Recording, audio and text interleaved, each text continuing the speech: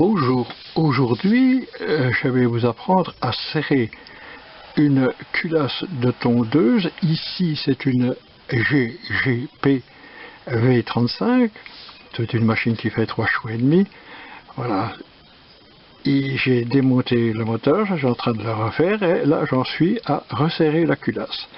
Donc je me retrouve avec 1, 2, 3, 4, 5, 6, 7, 8 boulons à serrer la culasse. Je n'ai pas de clé dynamométrique, donc je vais vous expliquer un peu la façon un peu cavalière de serrer une culasse quand on n'a pas de clé. Voilà, c'est à la force de l'utilisateur qu'il va falloir le faire. Par contre, il y a un ordre. Donc je vais commencer déjà à serrer le 1, le 2, le 3, le 4, le 5, le 6, le 7, le 8. Voilà, je serre en quinconce de façon à étirer ma culasse, à l'aplanir.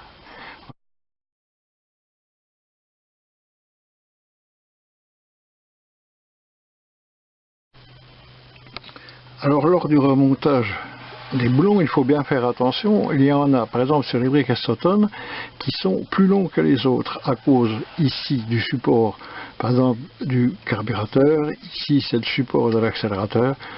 Voilà, il y a, comme ici on voit, il y a des retraits entre les emplacements. Donc il faut faire attention, bien repérer la longueur de vos vis. Ici j'ai la change, elles sont toutes de la même longueur. Alors première chose à faire, il faut, comme on dit à la grande maison Sochaux-Peugeot, il faut venir épingler tous ces vis. C'est-à-dire que je vais approcher, comme ceci, gentiment, toutes mes vis contre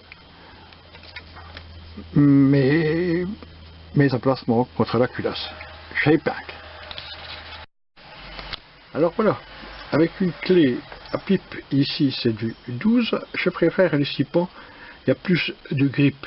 Voilà, une 12 pans a plus tendance à glisser. Donc je prends une clé à pipe de 12 et je viens, ce qu'on appelle épingler, c'est-à-dire petit à petit commencer à serrer tous à peu près à la même force les boulons. Voilà. Voilà. Quand je commence un petit peu à bloquer, j'arrête. Là, je serre, mais c'est pas les boulons, hein. Les 8 vis. Un boulon, c'est une vis avec un écrou. Voilà. Mais on a toujours tendance à appeler ça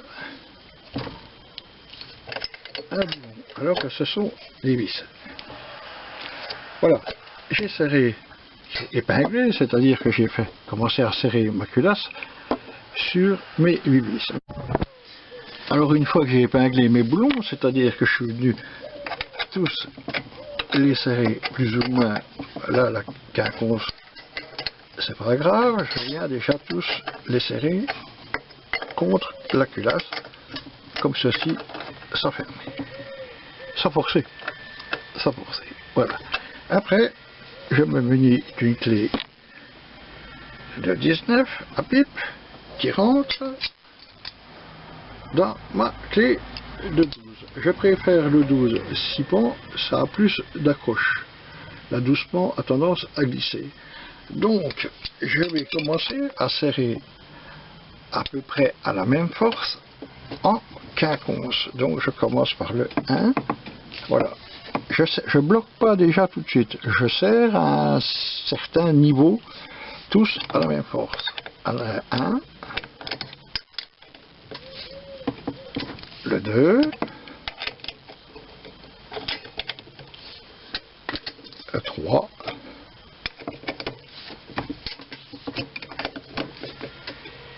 le 4, le 5,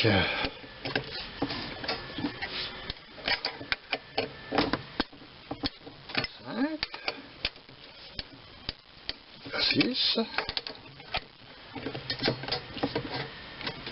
7 et 8. Voilà. Alors, de préférence, avoir toujours la clé, quand on commence à bloquer, de façon verticale, pour avoir toujours un peu la même force. Voilà. Après, bien sûr, comme on n'a pas de clé dynamométrique, c'est l'utilisateur qui sent sa force. Il ne faut pas visser comme un imbécile non plus, parce que si vous arrachez le pas de vis, eh bien c'est la catastrophe. Si vous ne serrez pas assez, c'est pas trop grave. C'est votre joint de culasse qui va fuir, et bien là, vous resserrez toujours en quinconce. L'important, c'est surtout bien respecter le serrage en quinconce, ce qui permet à la culasse de venir s'aplanir de chaque extrémité. Parce que si je serre celui-là, puis après celui-là, je fais une espèce de bosse. Je risque de faire une fuite. Donc pour que le joint s'étende, il faut serrer en quinconce. Donc là, j'ai déjà commencé un pré-serrage de force, si on veut. Hein. Voilà, j'ai senti à la main qu'ils étaient pratiquement serrés tous à la même force. Alors, pour finir, toujours avec ma rallonge, toujours en quinconce, je vais ce coup-ci bloquer pour de bon. Voilà. Alors, une fois que j'ai épinglé mes boutons, que je les ai serrés déjà une première fois en quinconce, à peu près tous à la même force, je vais serrer ce coup-ci pour de bon, toujours en quinconce, mes 8 boulons. Donc je commence dans l'ordre.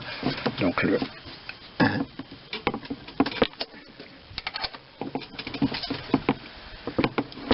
là hier, le 2, là, le 3, le 4,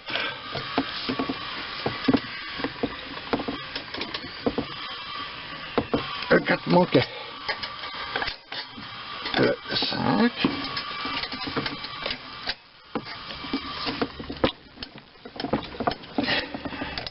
le 6, le 7 et le 8.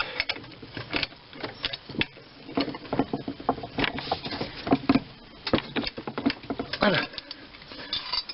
Donc une fois qu'ils sont tous serrés à la même force, je vais refaire le tour sans m'occuper du système en quinconce et les reprendre tous un par un pour les serrer toujours tous à la même force. Voilà.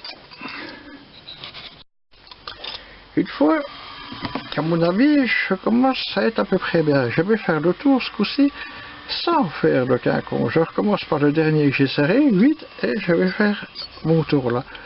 C'est la finition. Là, je ne peux pas aller plus loin. Là. Là. On le sent, je suis bloqué. Hein. Au départ, elle était bien bloquée, celle-là. Là. Là.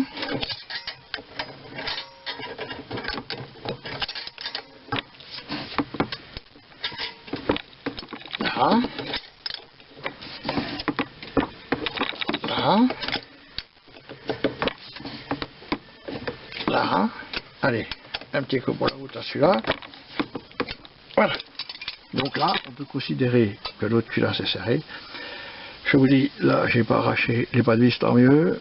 Le seul petit problème que je peux avoir, ben bon, c'est quand même qu'un moteur de 3,5 chevaux, c'est une petite fuite sur mon joint. Voilà, si je vois qu'il y a une fuite, si j'entends un bruit suspect ou quoi que ce soit, eh ben je refais un petit tour en quinconce et je resserre mes vis. Voilà.